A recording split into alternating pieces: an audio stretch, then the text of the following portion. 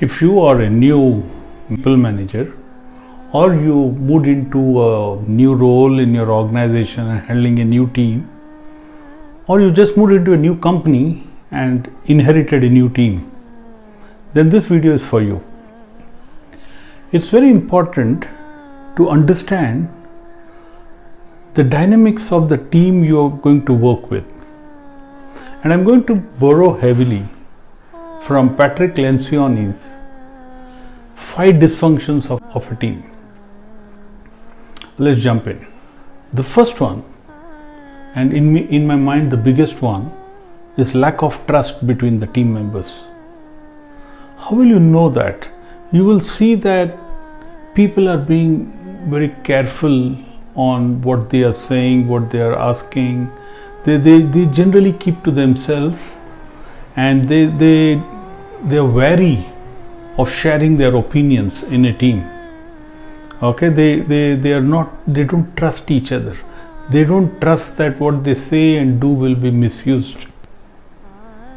It's easy to spot it. You need to observe the team meetings and see the interchange that happens between the members.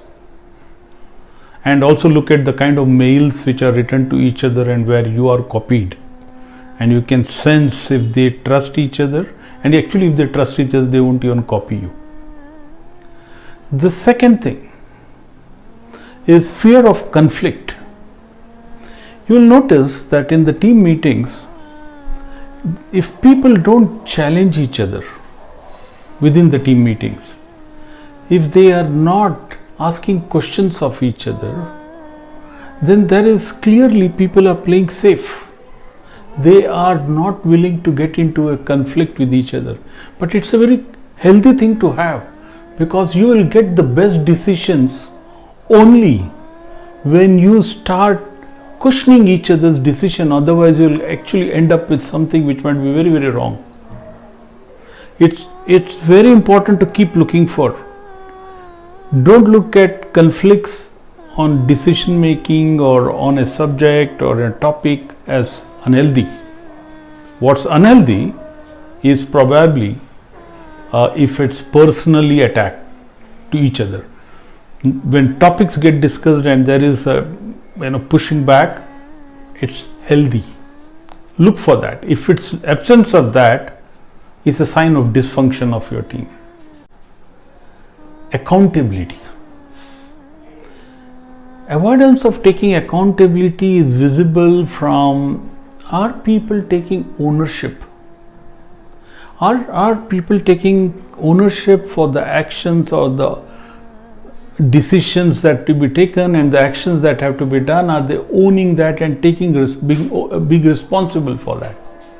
If they're not, and you will notice that if people have committed something and come for the meeting and they have not done it and nobody is pushing them, and because they know that nobody is taking their own responsibility seriously, what will end up is suddenly there is this whole culture of mediocrity.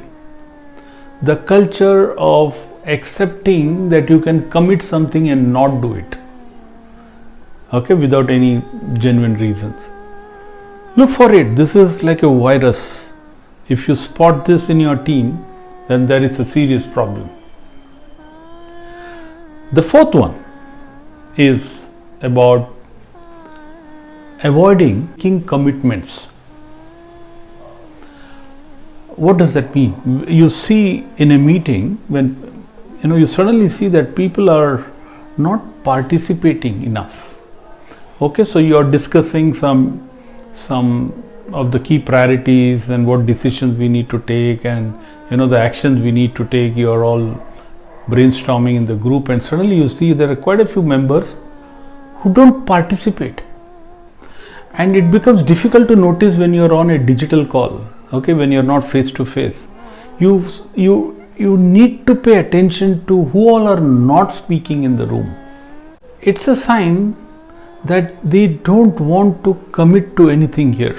They just want to be there and listen and go, but are not going to be party to the output, which is the decision that have been taken in the room on both what actions and what other things we need to do to make this happen.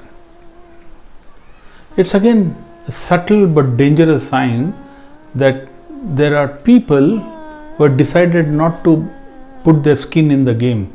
They're not participating. They'll do enough to not lose their jobs, but they will not throw themselves towards the goal. And finally, you'll also find that in dysfunctional teams, there's a complete inattention to the final results. What are we trying to achieve? If it's a commercial kind of a team, you're trying to achieve orders and sales and stuff. But if there are people there who are more focused on their own personal gains or their function or domain gains as more priority than the team's goals, then you have a problem. Then they're not collaborating with each other. They're going to look after their own self-interest but not collaborate. And when that happens, the final numbers suffer. The results will suffer. So these are the 5 signs of dysfunction in a team.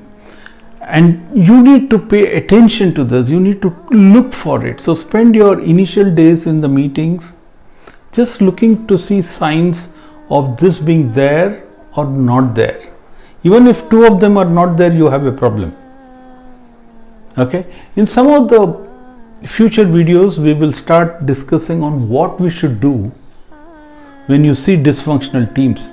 What actions as a leader you need to do to turn this team around into a high performing, high energetic, motivated team. Till then, stay unstoppable.